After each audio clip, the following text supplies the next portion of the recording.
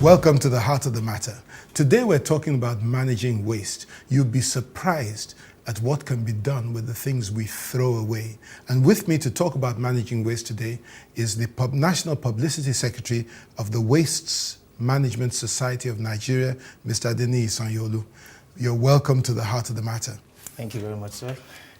Good to Managing waste. A lot of people throw things away and think that's the end. What can be done with waste? Wow, so much, sir. So much can be done with waste. And we would like to take it in stages. That first of all, handling waste and get it into useful products starts with the way we handle waste. Yeah. It starts with our understanding of waste. It starts with the orientation we have about waste. So if we're going to address individuals, citizens of Nigeria, we would like to talk to individuals, we would like to talk to corporate citizens, that the way you handle waste, first and foremost, should be addressed. Okay. Can you divide waste into different sections? I know we all know about the biological waste, rot food that's left over that's no use, our human waste, and then, of course, there are other things. There's newspapers. Tell us what the different kinds of waste you encounter.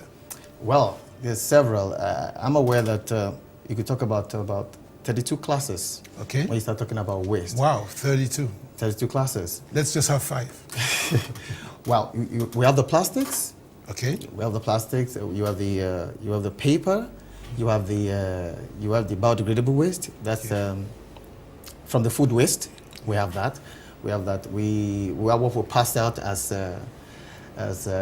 waste, as humans, like you said, that can be used for wonderful things that you wouldn't believe. Wow. So we have several classes. As they come to mind, I'll throw them up. But the important thing is, how do we handle waste as individuals from home? Our attitude to waste handling has got to change in the country. Basically, for now, generally, Nigerians see waste as the responsibility of government. Okay. The government is the one to take care about waste management. But for us to get to where we should be in proper, sustainable waste management, individuals have to take responsibility for the waste we generate. Now, I've been hearing this word, sustainable.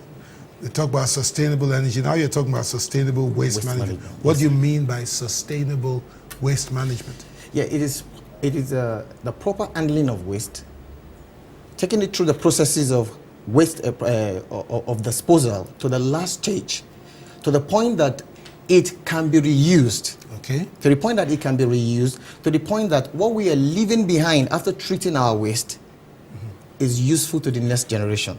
Okay. We need to set waste management to that level where whatever we put down as our structure for waste management in the various aspects of waste management, when you talk about solid waste, talk about liquid waste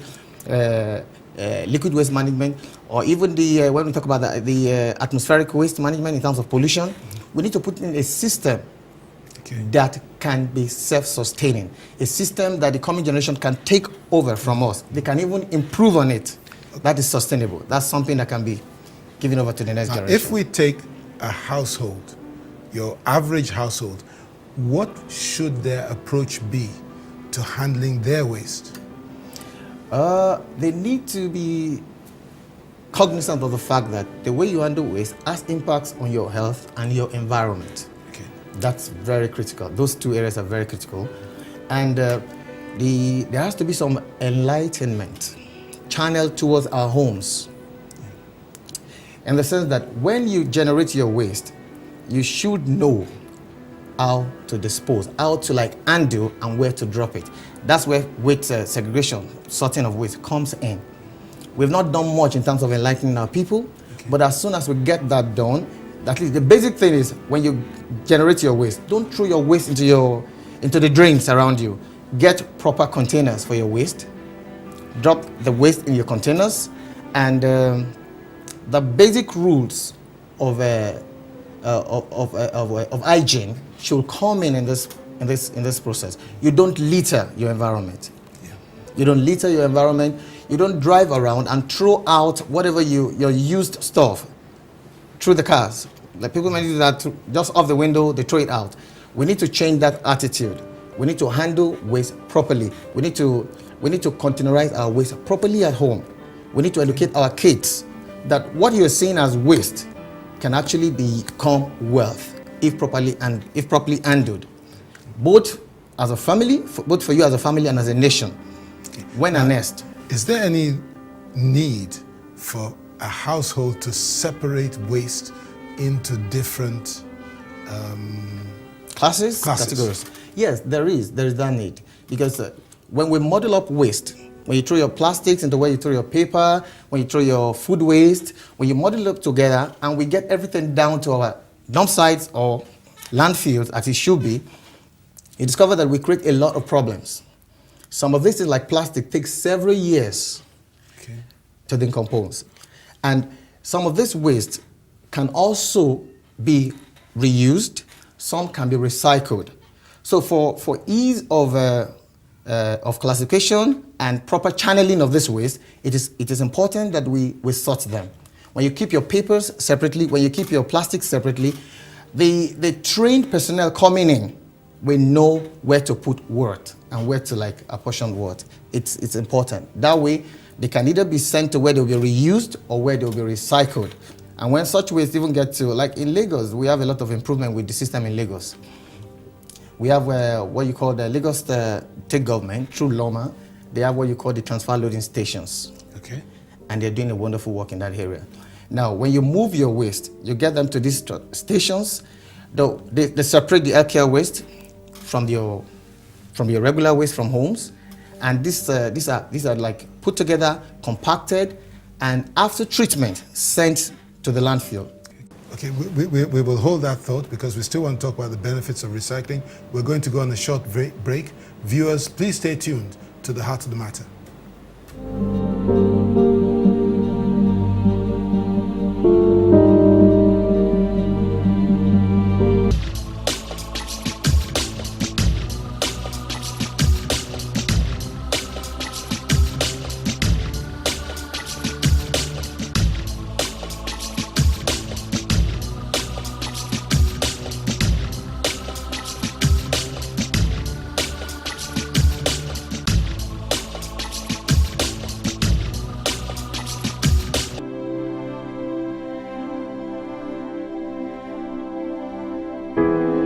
We are basically into waste collection, transportation, and disposal.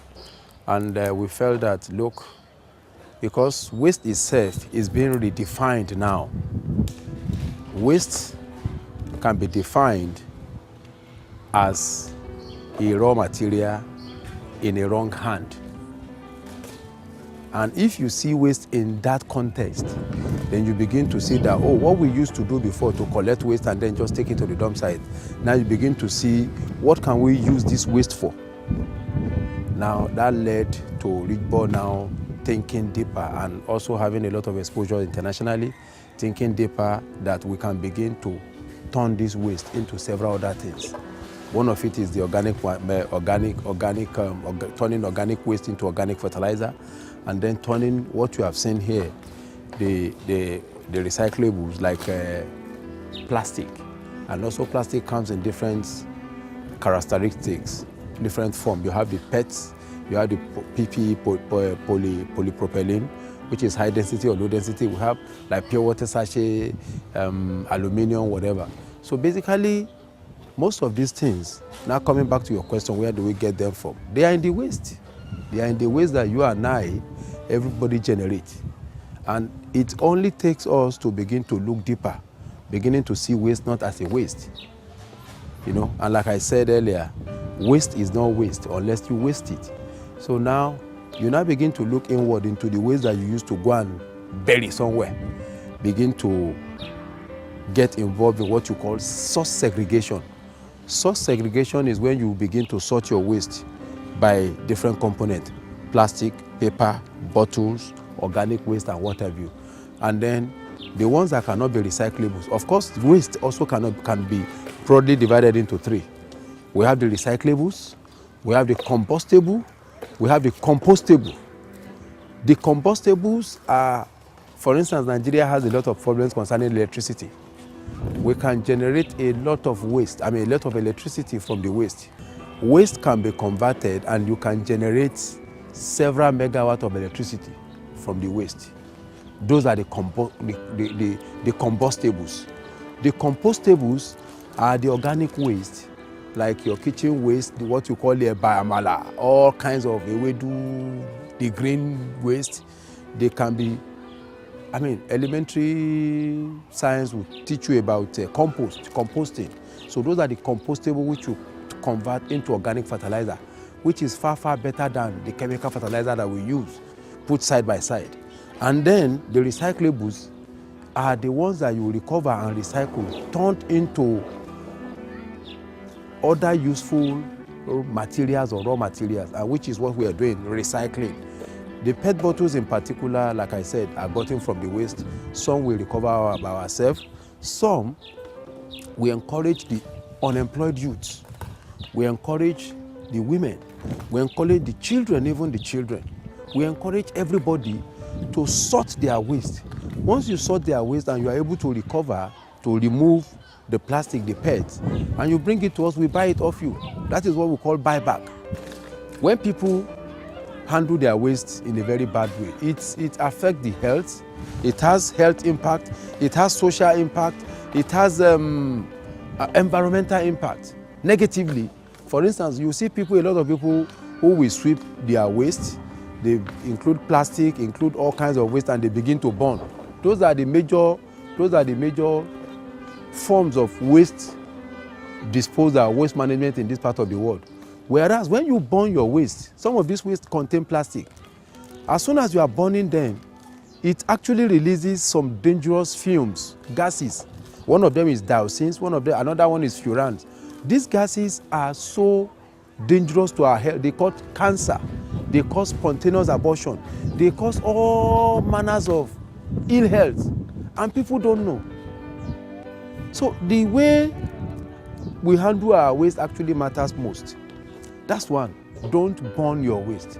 Secondly, don't bury your waste. When you bury your waste, for instance, there are some kind of waste that are called household hazardous waste. One of them is, for instance, Nigeria also does not have electricity. So we all use either one battery in our radio or a particular battery in our searchlight and all that. Some of these batteries, after they are dead, you throw them into your waste. They are highly, highly hazardous. I'm sure we are all aware of what happened in Zamfara, sometimes the lead poisoning. The battery also has a whole lot of components of lead. And this lead is either buried in the soil and the thing goes to mingle with the underground water or the water table. And this is the water we are also going to drink. So the plastic also, you bury it. Plastic is non-biodegradable by nature. When you bury it 1,000 years, you get back there, it is also there. The chemical composition will have mixed with the soil. It's also mixed with the water, and then you begin to... Even waste, when wastes are dumped indiscriminately at illegal dump sites, when waste decomposes and is mixing with rainwater, it produces a toxic liquid substance called leachate. This leachate also finds its way into underground water level, pollute the water, and this is the water you and I drink. This is actually what we call Lagos Recycling Initiative. And very soon it is going to change from Lagos Recycling Initiative to Nigerian Recycling Initiative. That is, we hope to reach out to other state government if they will allow us. And basically what we do here is we encourage people, we give them job, provide job for unemployed people, men, women, children, to sort out waste, to recover some recyclables, especially PETs, PET bottles, plastic, pure water, and what have you, and aluminum. And once they bring it here or we go and pick it from them, they are brought in here, and then there are machines here that will actually recycle them into something like this, which is called flakes. It is also an exportable material. I tell you, the demand in China, in Japan, in Germany, and so many other countries is so high Of course, this is an already processed PET bottle. This is water bottle. When it came in here, it wasn't like this. When it is picked, it is not like this. When it is picked, it is like it's like something here. It's like something here. No. Let me say it is like something here. Something here. And what this woman is doing here is actually to process. The process is about 3 or 4 different processes. What she's doing here, as you can see what she's doing, she removes, first of all, the label. After removing the label, she removes the cap. This cap is also another form of plastic, but different from a PET bottle. This is PP. It is also recyclables. So now she sort out the cover. Let me use a knife, and then with the knife, she removes the label, and then she also removes the ring. This is also another plastic, the same thing as, and then once that is done, this thing has been cleaned, and it is clean. And then another process is just to sort this one out. This is blue. She has different baskets. This one comes in here. Some of these you see are the ones that are so dirty, and some of these things cannot remove. Some of the labels cannot remove. Now, why these ones are being stockpiled here is that we're expecting some other machines which are automated. The machines can crush, remove the impurity, remove the label, remove the cap, remove everything, and then wash. It has about 3 or 4 levels of washing: chemical washing, hot water washing, and then it goes to rinsing it and then dry it. That's another level of, that's basically what she's also doing here. And then after they have done this, all these things are now stockpiled into bags, ready for crushing. What it does is just to do the crushing, and then you have this. And like I said, generally, even from the federal government, state government, we should begin to see waste as something that can bring something good for us. Don't let us see waste as a never do well thing. Waste can do well for this country, and I tell you, I've seen in several countries, developed countries that have been privileged to be part of, to have visited, to have gone to also study, to understudy some of the things that they do. I've seen that from waste, you can actually bring in something good. And I think one day, my prayer and my dream is also to see Nigeria getting to that level. And I pray we'll get there in Jesus' name.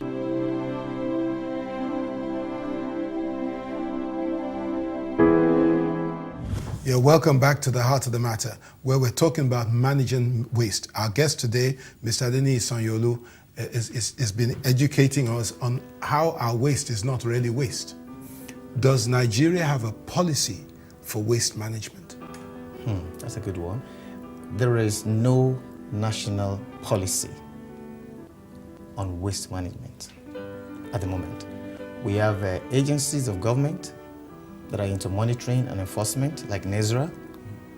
But Wemersin has been doing a lot of work in this regard. We have drawn the attention of government to the fact that we need to have a national working document on waste management and control. We have actually sent our bill to the National Assembly. We've been on it for a while. Fortunately, sometime early this year, the Senate President replied one of our letters. He appreciated what we're doing and said we should get a senator to sponsor that bill on the floor of the House. So we're on that, but it's quite challenging. So we're trying to get into the executive and see how we can work things out. There's a lot of things involved in sponsoring and getting the bills passed. It's quite challenging, but we're working on it. And I would like to use the opportunity to actually appeal to the government, to the federal government, from the presidency to the National Assembly, that it is a national need that is a national need that is very crucial to our national development, and something we need to actually, to bring into being a new era in waste management and development, and it can address a lot of unemployment issues right now if there's a framework. And naturally, it's a benefit to Nigeria because one, it saves us money, it creates wealth, and so on. So now, you mentioned WAMASON. I just want our viewers to understand. WAMASON is the organization that you represent. Yes. Wastes Management Society of Nigeria. Yes. And you've talked about lobbying government to get a bill passed. Yes. Does this bill contain the policy or suggestions for the policy towards national waste management? Yeah, I'll start by saying that WAMASON is a pool of professionals. We have some that are practicing professionals. You have eminent academics involved. You have NGOs that are involved in one area of waste management or the other, that have come together to bring up these ideas contained in our bill. It's actually something we're giving to the government to have a look at, that this is what we suggest. We have looked at what is done overseas. We have looked at the work of bodies like ISRA internationally. We have looked at the works of bodies like Institute of Waste Management in UK, Chartered Institute of Waste Management in UK. We have seen how they have been able to build a consensus with their government, as they've been able to come up with a national working policy on waste management that has been adopted today and is working well. So we believe that in Nigeria we need to have such a document. And so we've been able to put ideas together for government consideration that will serve us in waste management. That is, it's a document that will take into that has taken into consideration how the three tiers of government can actually handle waste management, from the federal to the state to the local government. Okay, now obviously, if any of our viewers is in a position to help, we appeal to you to help. Let's Nigeria have a waste management policy. Now, in the few minutes that we have left, let me ask you about corporate entities. You know, even in the Western world, companies can be very unscrupulous, dumping toxic waste into the environment. What is WAMASON doing, or what does WAMASON plan to do to be able to combat that type of thing? Yeah, we're doing a lot already in that regard. WAMASON as a body, we have both individual and corporate members. Yeah. Okay. So we're reaching out to a lot of companies that are involved in environmental management services, okay, and also the ones whose activities can actually cause a lot of pollution or affect the environment. They all generate waste. So we're reaching out to them, and we're trying to influence them. We go on course visits, and when we do course visits to some companies, we get to tell them about waste management and the need for them to be responsible corporate citizens of this country. They hold us the need to inform the government when some of their byproducts are toxic to the environment. So they need to inform us. They also have to dump where government says you should dump, and get the right competent companies to handle their waste management. Okay. Are you prepared to be firm? Now, obviously, WAMASON does not have any legal teeth, but you can report them. Are you prepared to be firm? Because a company's bottom line will be affected. If a company is going to dump its waste responsibly, it means it's going to cost them more money. So many people take the easy route, the one that's not going to cost them so much. Are you really ready to fight them if you have to? No, we are ready to do that, because we've made up our minds that we have to protect our environment. That's why there's a plan to have a council that will be in charge of waste management and indeed the environment in Nigeria, just like we have Current for engineering. Yeah. We're working at that already with sister bodies and everybody involved with whatever has to do with the environment. So we want a situation whereby people can be sanctioned. Corporate bodies will violate basic rules as to managing their waste and dumping their waste. We're ready to report that. We're ready to bring that home. And I believe that government will do something about it. Well, it's been wonderful having you on the Heart of the Matter, Mr. Sanyaolu.